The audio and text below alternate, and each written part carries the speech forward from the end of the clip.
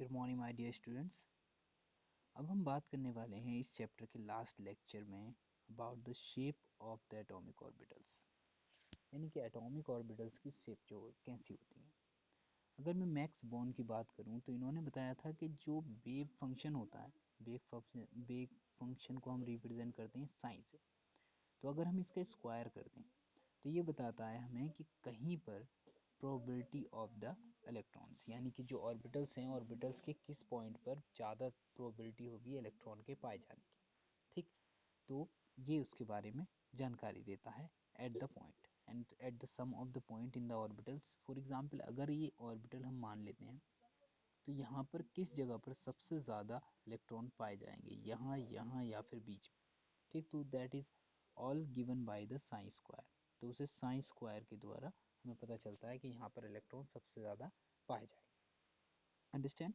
Second point में है for 1s orbital probability density is maximum at the nucleus, यानी कि अगर हम 1s ऑर्बिटल की बात करें तो वहाँ पर सबसे ज़्यादा इलेक्ट्रॉन पाए जाने की जो प्रोबेबिलिटी होती है वो होती है न्यूक्लियस के पास। Its decreases sharply as we move from away from it, यानी कि जैसे ही हम न्यूक्लियस से दूर जाते जाएंगे तो वहाँ पर probability of finding electron decrease होती जाएगी। अब देखते हैं हम probability in case of 2s orbital. In the case of 2s orbital में क्या होता है, डेंसिटी फर्स्ट डिक्रीज करती है शार्पली टू ज़ीरो, यानी कि ज़ीरो वाला जो केस था उस केस तक क्या ज़ीरो तक पहुंचती है, देन अगेन स्टार्टेड इंक्रीजिंग, और फिर इंक्रीज होना शुरू हो जाती है। Actually, you can notice that in a case of pictures, so I'll show the pictures in next slide or maybe in some other video. How can you see that? Over here I can just say like in case of the 1s orbital, यहाँ पर क्या होता है, this is nucleus और nucleus के और पास ये होगी ऑर्बिटल। इसमें इलेक्ट्रॉन पाए जाने की जो प्रोबेबिलिटी है वो ज़्यादा से ज़्यादा होगी न्यूक्लियस के पास में। But if we talk about the 2s orbital तो इसमें क्या होता है, जितना आप दूर जाते जाएंगे प्रोबेबिलिटी क्या होती जाएगी, डिक्रीज होती जाएगी, किससे 1s से दूर जाते जाएंगे। ठीक, और फिर क्या होता है उसके बाद इंक्रीज होने लगती है। तो इसका मतलब जो बीच का ये सा वाला जो पोर्शन है यहाँ पर क्या आ जाता है, यहाँ पर आ जाता है नोड। ठीक, यानी कि इस जगह पर लेस डेंसिटी होती है किसी भी इलेक्ट्रॉन के पाए जाने की। आफ्टर रीचिंग ए स्मॉल मैक्सिमा, यानी कि कुछ दूर पहुंचने के बाद आप क्या देखेंगे, डिक्रीजिस अगेन, फिर से क्या होगा, इलेक्ट्रॉन पाए जाने की डेंसिटी क्या होने की, डिक्रीजिस होती है और ये पहुंच जाती है लगभग जीरो तक। वैल्यू ऑफ आर इंक्रीजिस फर्दर, और जो जिससे क्या होता है कि जो उसकी रेडियस होगी वो क्या होगी, आगे बढ़ती जाएगी। रेज इन, यानी कि वो एरिया जहाँ पर probability of finding electron reduces to zero, यानी कि जहाँ पर किसी भी इलेक्ट्रॉन के पाए जाने की संभावना प्रोबेबिलिटी ज़ीरो हो जाती है, उस एरिया को बोलते हैं हम नोडल। नोडल मीन यानी कि यहाँ पर कोई इलेक्ट्रॉन नहीं है, तो ये कहलाएगा नोडल सरफेस या फिर सिंपली नोडल्स भी हम इसको बोलते हैं। ठीक, नोडल नोड या फिर नोडल सरफेस। अगर जनरली हम बात करें तो फॉर 1s ऑर्बिटल के लिए an S orbital has n-1 nodes, यानी कि हमेशा क्या होता है कि किसी, अगर हम n की बात करें तो यहाँ पर n-1 नोट्स होती हैं। जैसे अगर कोई पूछे कि अगर n की वैल्यू 2 दी गई हो तो यहाँ पर नोट्स कितनी है, तो आपको कुछ नहीं करना, नोट्स बराबर कितना आ जाएगा, n-1 mean 2-1 that's comes out 1। तो उस केस में क्या होगा, आपके पास क्लियरली डिफाइन होगा कि यहाँ पर प्रोबेबिलिटी ऑफ, यहाँ पर जो नोट्स होंगी वो कितनी हो जाएगी, 1 नोड आ जाएगी। अगर n 3 होगा तो वहाँ पर 2 नोट्स आ जाएंगे। Number of notes increases with increase in the quantum number, यानी कि अगर n का नंबर बढ़ता है, 1 2 3 4 5 6 होता है, तो वहाँ पर क्या होगा, नंबर ऑफ नोट्स भी बढ़ता रहेगा। जैसे कि हम जानते हैं कि अगर n 2s की बात करें तो 2s के लिए हमारे पास नोट कितनी होगी, 1 होगी। अगर यहीं पे 3s हो जाए तो यहाँ पर नोट्स कितनी हो जाएंगी, 2 हो जाएंगी, यानी कि हमेशा n के नंबर से 1 कम रहने वाला है। अब बात करते हैं हम यहाँ पर boundary surface diagram of the question.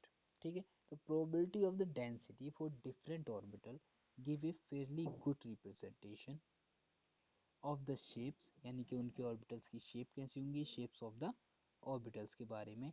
In this presentation a boundary surface और a contour surface is drawn in a space for an orbital on which the value of probability of density is constant।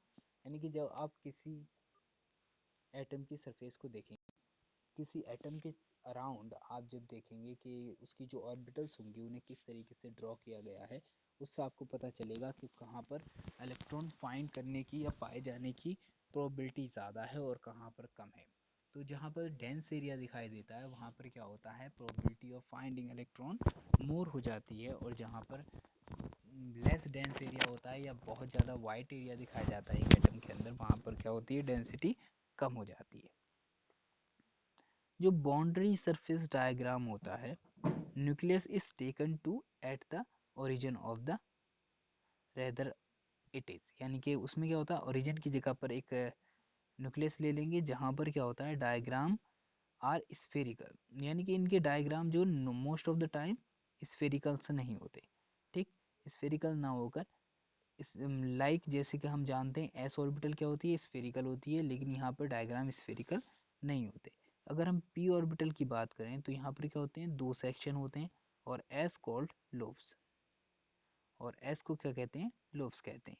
यानी कि यहाँ पर आप देखेंगे कि अगर P orbital की बात करेंगे तो इसकी स्ट्रक्चर मैं आगे दिखाऊंगा, इसकी स्ट्रक्चर कुछ लाइक दिस होती है। मतलब यहाँ पर क्या होती है, लोब्स होती हैं जो एक दूसरे से जुड़ी रहती हैं। ये किसी भी दो साइडों में हो सकती हैं, जिसे two lobes touches each other, जहाँ पर दोनों लोब्स एक दूसरे को टच करेंगी। Size, shape and the energy of the three orbitals are identical, और तीनों की तीनों जो ऑर्बिटल्स होंगी उनकी जो साइज होगा, शेप होगा और एनर्जी होगी वो तीनों ही केस में आइडेंटिकल होगी। Actually in case of P की अगर हम बात करें तो हम जानते हैं जैसे कि पी के बारे में, पी का मतलब एल की वैल्यू हो जाती है 1। तो अगर हम एम की वैल्यू निकालें इसमें, तो एम क्या बताता है हमको कि इसकी -1, 0 और +1। दैट्स मीन पी के अंदर क्या होती होंगी, तीन ऑर्बिटल्स होंगी, तो तीन ऑर्बिटल्स इसकी ये आ गई। ठीक, तो इसको बोलेंगे पहले वाले को पी एक्स, दूसरे वाले को बोलेंगे पी वाई और लास्ट वाले को बोलेंगे पी जेड। अंडरस्टैंड? तो these are the three orbitals जिनके नंबर हमने दे रखे हैं ऑलरेडी। ये क्या है, इनके नंबर्स हैं जो बताते हैं कि इनकी पोजीशन क्या है। अंडरस्टैंड? तो यहाँ पर इनकी जो शेप्स वगैरह होगी तीनों की, वो कैसी होगी, सिमिलर होगी। तो even if I try to draw this pictures, तो you can say like if something is on x direction, then this is called x direction. Take if something is on y direction, then it is called the y direction. If something is on z direction, mean आगे की ओर है अगर कुछ, so this is called the z direction. Understand? These becomes the structures of the xyz lobes of an atom. Since the lobes are characterized along the x-axis, यानी कि x-axis पर होती हैं, y-axis पर होती है और z-axis पर होती है, they are designated as the above, यानी कि इनकी जो स्ट्रक्चर होगी वो कुछ ऐसी होगी, 2px, 2py और 2pz। यहाँ पर 2 जो है ये रिप्रेजेंट करता है n को, और p जो है यहाँ पर रिप्रेजेंट करता है l को, और जो x y वगैरह हैं ये रिप्रेजेंट करते हैं एक्सिस को, मतलब कौन सी एक्सिस है। जैसे हम जानते हैं ये x एक्सिस होती है, ये y एक्सिस होती है, और सामने की ओर जो होती है वो z एक्सिस होती है। It should be understood these can no relation between first magnetic quantum number and x y z direction, यानी कि जो आपका फर्स्ट मैग्नेटिक क्वांटम नंबर होता है उसके बीच और एक्स वाई जेड के बीच कोई भी रिलेशन नहीं होता। In any of the case इनके बीच कोई भी रिलेशन नहीं है कि जेड डायरेक्शन वाले को हम हमेशा +1 देंगे या फिर -1 देंगे, ऐसा कुछ भी नहीं होता। इनका सब कुछ डिपेंड करता है on the basis of energy. Over here आप देख सकते हैं, यहाँ पर ये बाउंड्री डायग्राम है 2p के। यहाँ पे 2p x की बात चल रही है, तो ये लूप्स जो होंगी किस डायरेक्शन में होंगी, x की डायरेक्शन में होंगी। ठीक है, ऐसे अगर 2p y की बात है तो यहाँ पर क्या हो जाएंगे, लूप्स y डायरेक्शन में हो जाएंगी। ठीक है, यहाँ पर इसे थोड़ा घुमा दिया, अगर z की बात करें तो z वाले ये आ जाए। Understand, this is p 2p z 2p y। Understand, okay. Now we talk about the d orbital. It is also very important orbital because we know s p d। यहाँ पर s के लिए l की value होती है 0, p के लिए 1 हो जाती है और d के लिए हो जाती है यहाँ पर 2। ओके, यहाँ पर 5 d ऑर्बिटल्स आर डिजिग्नेटेड। ऐसा कि हम जानते हैं कि d के लिए अगर यहाँ पर वैल्यू कितनी आ गई 2, तो यहाँ की अगर हम m की वैल्यू निकालें तो हमारे पास m की वैल्यू आ गई -2 -1 0 +1 और +2। ठीक है, अब इस ऑर्बिटल्स को अगर हम ड्रॉ करते हैं तो कितनी ऑर्बिटल्स हो गई यहाँ पर 5 ऑर्बिटल्स हो गई। तो यहाँ पर हम इसको यू करके 5 दिखा देंगे। अब अगर मैं इसको नंबर देना शुरू करूँ, जैसे 2 के लिए ऐसा कुछ नहीं है, लेकिन यहाँ पर हम क्या कर सकते हैं, यहाँ पर अगर पहली ऑर्बिटल है उसे हमने मान लिया कि चलो ये एक्स वाई है, ये मान लिया हमने डी वाई जेड है, और इसे मान लिया हमने डी एक्स जेड है। इस वाले को मान लेंगे हम d x square minus y square, और जो लास्ट वन बची है वो हो जाएगी डी जेड स्क्वायर। ठीक, तो ऐसे पांचों ही ऑर्बिटल्स क्या हो जाती हैं, ये मैग्नेटिक नंबर बताता है, और इसकी ऑर्बिटल्स अगर जिस डायरेक्शन में भी होंगी वो कहलाएगा उसका कि वो कौन सी वाली डायरेक्शन में है, that is known as its direction. It's very brilliant और very awesome video going to be okay।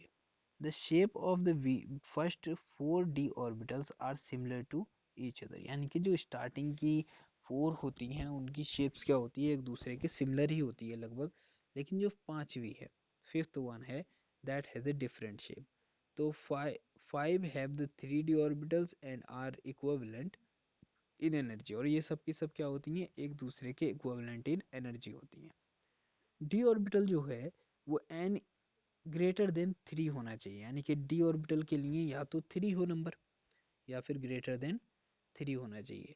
Safe similar to 3d orbital होगी बट डिफर इन एनर्जी, लेकिन इनकी एनर्जी क्या हो जाएगी, डिफर हो जाएगी। Understand, okay.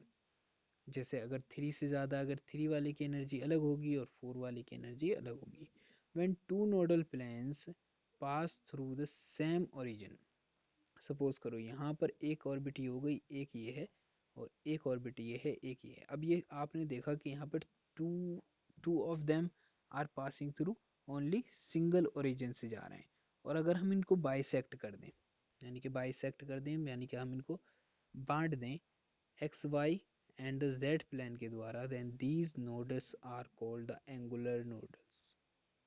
तो इन नोडल्स जो बनती, तब ये नोट्स जो बनती हैं, इन नोट्स को बोलते हैं एंगुलर नोट्स, यानी कि जहाँ पर क्या कर रही हूँ, दो नोट्स आपस में एक दूसरे को बाइसेक्ट्स कर रही हैं।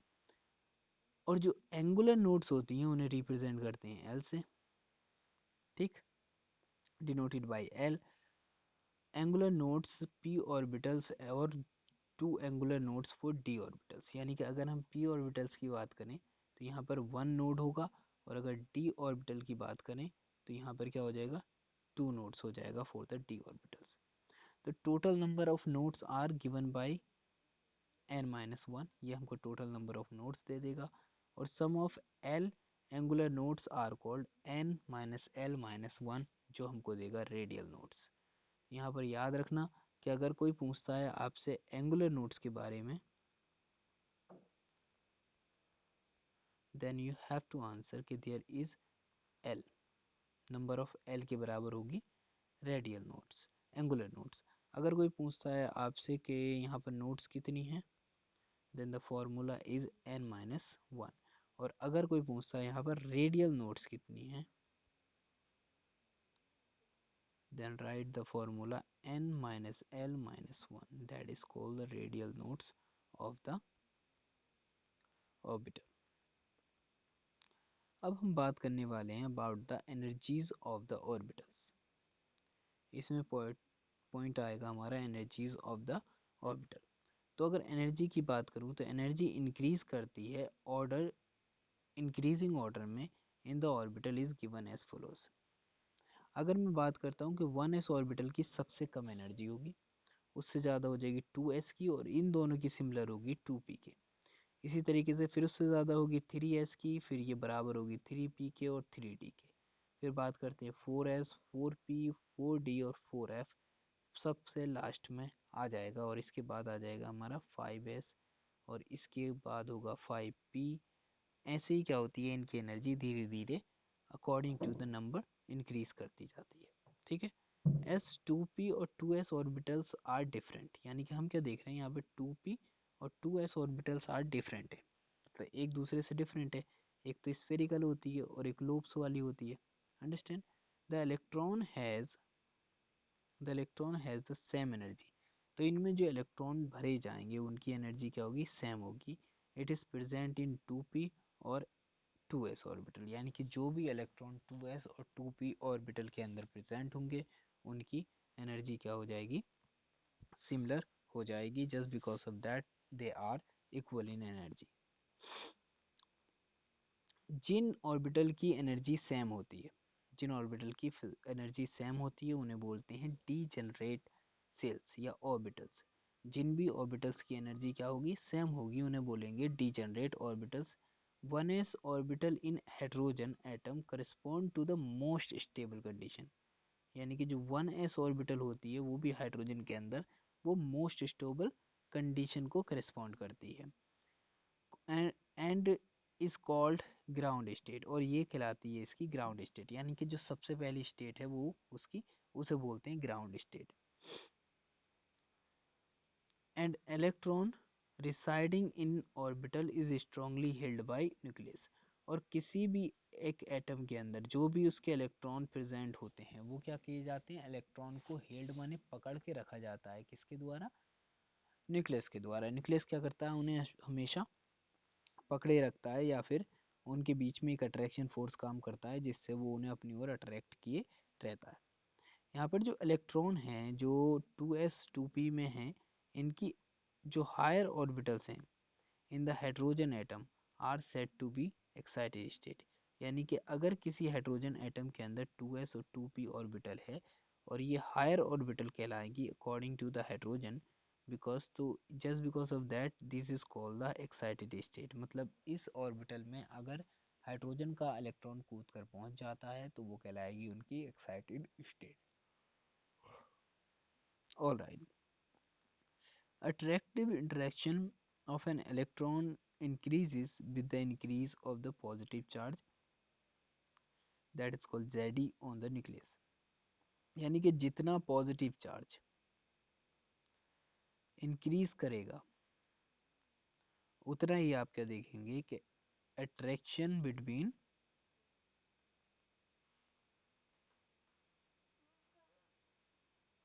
एटम भी क्या होगा, इंक्रीज करेगा। Okay I am sorry, attraction between nucleus and electron भी क्या होगा, इंक्रीज करता जाएगा उसके साथ ही। तो this is also very very important point कि इलेक्ट्रॉन के ऊपर, एटम के ऊपर जितना पॉजिटिव चार्ज इंक्रीज करता जाता है उसके अंदर जो इलेक्ट्रॉन होते हैं उनके ऊपर भी क्या होता है, इतना ही पॉजिटिव चार्ज इंक्रीज करता जाता है। Due to presence of electrons in inner shell, inner shell में जो इलेक्ट्रॉन प्रेजेंट होंगे, electron in outer shell will not experience full positive charge of the nucleus, यानी कि जो अंदर वाले इलेक्ट्रॉन होते हैं और उसके बाहर जो इलेक्ट्रॉन पाए जाते हैं, ठीक, तो जैसे for example I'll discuss it these, तो जो बाहर वाले इलेक्ट्रॉन होते हैं वो जो हैं बहुत कम एक अट्रैक्शन फोर्स को फील कर पाते हैं, बिकॉज ऑफ वॉट, क्योंकि अंदर वाले जो इलेक्ट्रॉन हैं वो क्या कर रहे हैं, उसके अराउंड, न्यूक्लियस के अराउंड रिवॉल्व कर रहे हैं, जस्ट बिकॉज ऑफ दैट बाहर वालों के लिए वो एक सील्ड की तरह काम करने लगते हैं, यानी कि बाहर वालों तक उसका इफेक्ट बहुत कम पहुंच पाता है। और ये effect will lower due to the partial screening of the positive charge, और ये क्या होता जाता है, लोअर माने कम हो जाता है, जस्ट बिकॉज ऑफ व्हाट, क्योंकि इनकी जो स्क्रीनिंग है, यानी कि वो जो उसके सामने, न्यूक्लियस के सामने जो जा रहे हैं वो क्या होता जा रहा है, पॉजिटिव चार्ज के सामने जो जा रहे हैं तो वो क्या होता जा रहा है, कम होता रहा है, हो गया है। तो इस केस में क्या होगा, पॉजिटिव चार्ज के कांटेक्ट में ना होने की वजह से nucleus by the inner cell electrons This is known as the shielding of the outer electron from the nucleus by the inner shell electron. इसकी वजह से क्या है कि वो जो शील्ड की तरह काम करते हैं अंदर वाले इलेक्ट्रॉन, और बाहर वाले इलेक्ट्रॉन के लिए वो शील्ड की तरह काम करेंगे, तो just because of that it is known as shielding.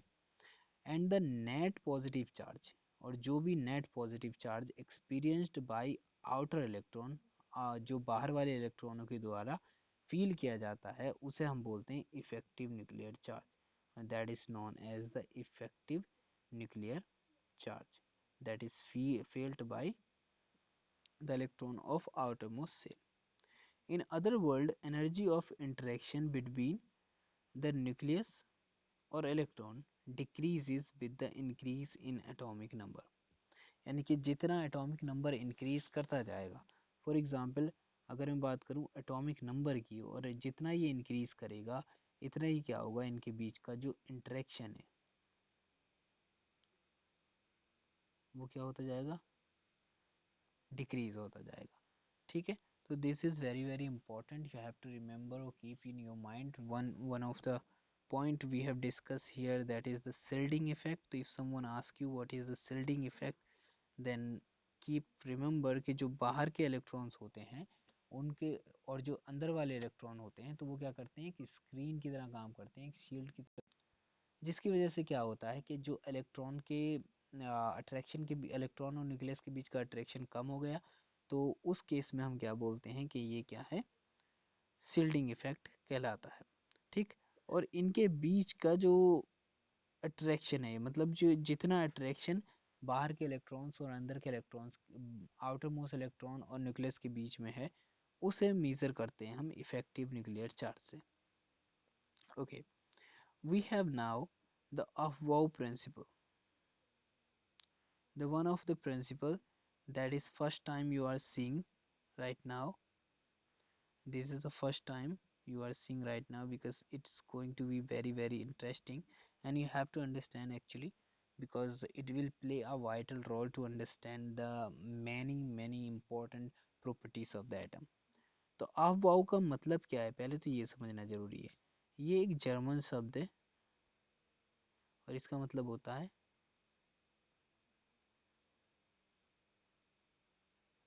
Makeup, यानी कि किसी चीज़ को बनाना, या फिर हम सीधे शब्दों में कहते हैं कि बिल्डिंग बनाने जैसा इसका शब्द होता है, इसका अर्थ होता है। ठीक, तो इस प्रिंसिपल की अगर हम बात करें तो इसमें के अकॉर्डिंग क्या करते हैं, हम इलेक्ट्रॉन्स को ऑर्बिट्स में भरते हैं। ठीक, जैसे in the group, in the ground state of the atom, the orbitals are filled in order of the increasing energies. यानी कि अगर किसी की ग्राउंड स्टेट में अगर हमें इलेक्ट्रॉन भरने हैं, तो हम भरेंगे लोअर टू हायर, यानी कि हमें लोअर से हायर की ओर बढ़ना है। यानी कि यहाँ पर जो इलेक्ट्रॉन्स जाते हैं वो पहले कम एनर्जी, यानी कि जो न्यूक्लियस के सबसे करीब होगा उसके पास जाएंगे, फिर उससे बाद में उससे बाहर वाले के पास जाएंगे। तो that we go from lowest energy orbitals available to the higher energy, यानी कि जो हायर एनर्जी वाले ऑर्बिटल्स होंगे उनके पास जाते रहेंगे। ठीक, तो जो सबसे ज़्यादा एनर्जी होती है एक पूरे एटम के अंदर, तो वो आउटर मोस्ट इलेक्ट्रॉन की होती है। अगर हम इसे अरेंज करें, order of increasing orbital of energies in the orbital is known as those are following. तो पहला आएगा 1s, ठीक, फिर 2s, 2p, 3s, 3p, 4s, 3d, 4p, 4 5s, 4d, 5p, 4f, 5d, 6p, or 7s. These are the orbitals which are arranged in increasing order. The one and the most important thing that के कुछ orbitals को आपने notice किया होगा यहाँ पर, जैसे कि आप देखते हैं यहाँ पर 4s, 4d, और इससे पहले आया है 4s। What is the reason of that? Even you can see here कि यहाँ पर क्या होता है, जो इलेक्ट्रॉन्स हैं पहले 5s में जाएंगे, फिर उसके बाद 4d में जाएंगे। इसका रीज़न है क्योंकि जो यहाँ पर 5 है इसकी एनर्जी क्या है, लोअर है एज कम्पेयर टू 4d के। क्लियर, यहाँ पर क्या है, ये लोअर है एज कम्पेयर टू 4d के।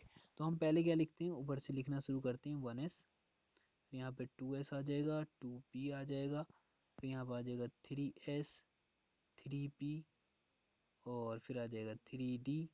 फिर इसी तरीके से जो है नीचे तक आप देखते हैं 4s, 4p, 4d, 4f, 5s, 5p, 5d, 5f, और then we C 6s, 6p, 6d and 7s, 7p। ठीक, this is the order of the filling of electrons. तो हम क्या करेंगे, पहला पॉइंट हम ये लेंगे और हम पहले लिखेंगे इलेक्ट्रॉन्स 1s में, फिर यहाँ का 2s में, फिर 3p में, और फिर 3s में, and then we go back and यहाँ पर 3p, फिर 4s, then we go back and 3d, 4p, 6s, and then we go back and यहाँ पर 4d, 3p, 6s, और फिर से हम एक बार वापस जाएंगे और यहाँ पर आ जाएगा हमारे पास 4f, 5d, 6p, 7s, and then one more time that is 5f, 6d and the 7p। यहीं तक क्या होते हैं हमारे अभी तक के एटम्स हम लोगों को पता है या फिर हम उनके बारे में स्टडी करते हैं। तो this is going to be very very interesting. Suppose यहाँ पर हम एक चीज़ के बारे में पढ़ें, जैसे कि मैं बताता हूँ कि हमारे पास क्या है, ऑक्सीजन है।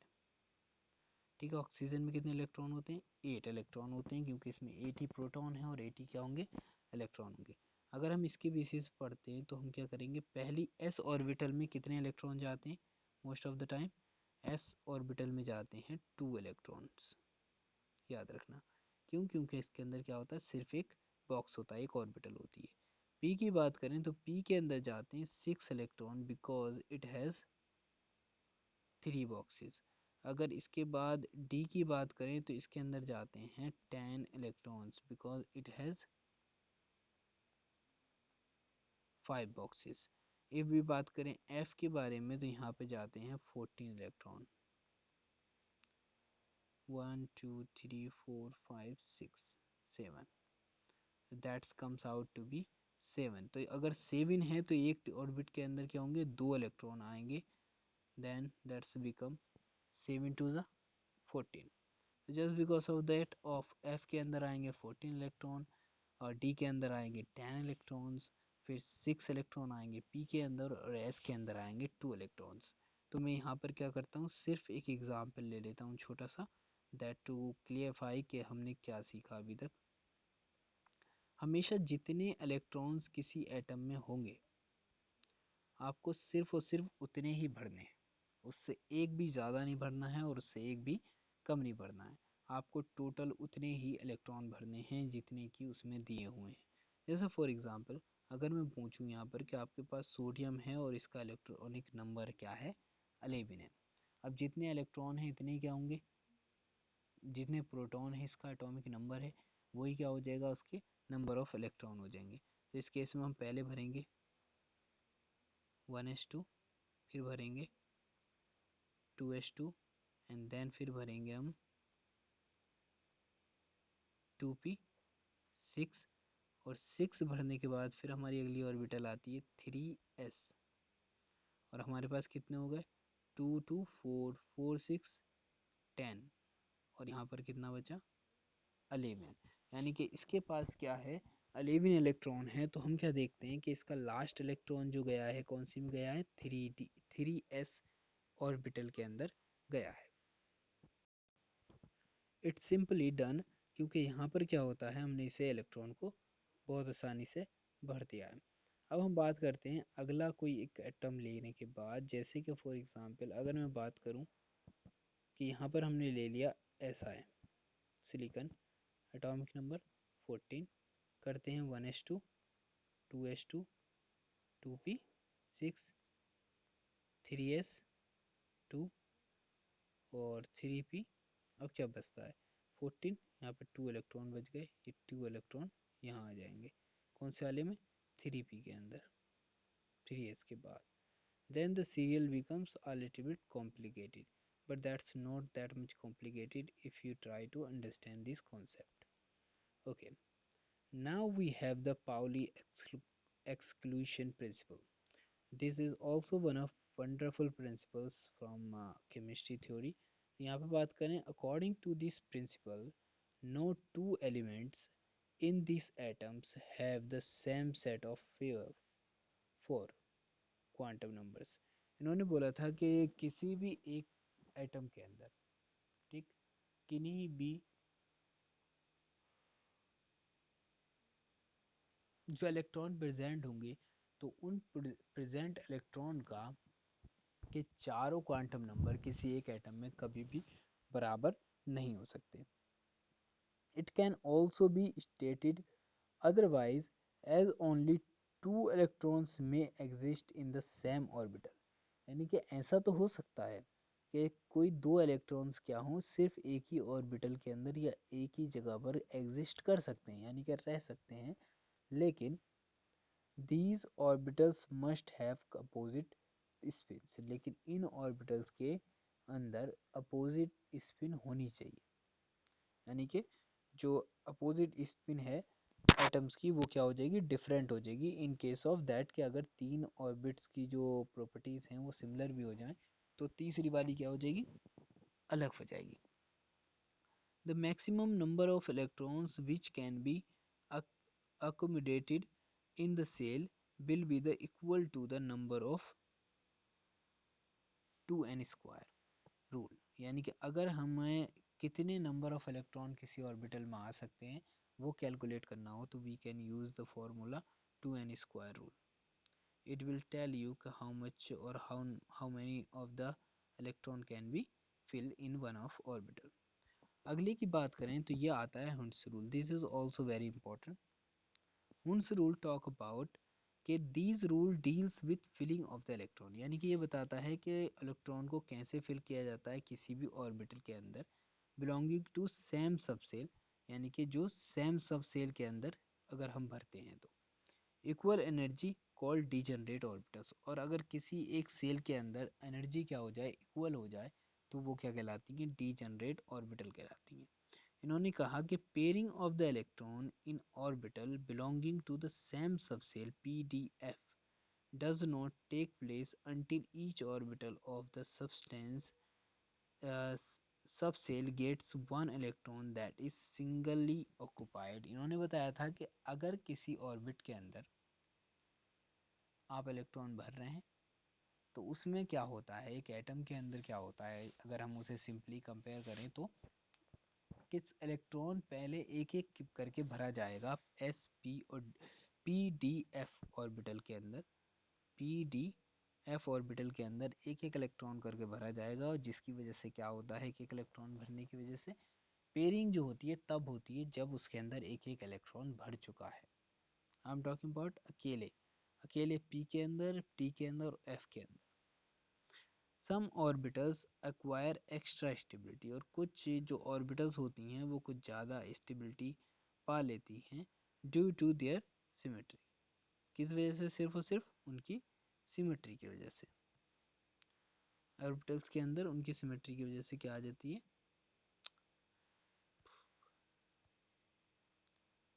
स्टेबिलिटी, एक्स्ट्रा स्टेबिलिटी डेवलप हो जाती है।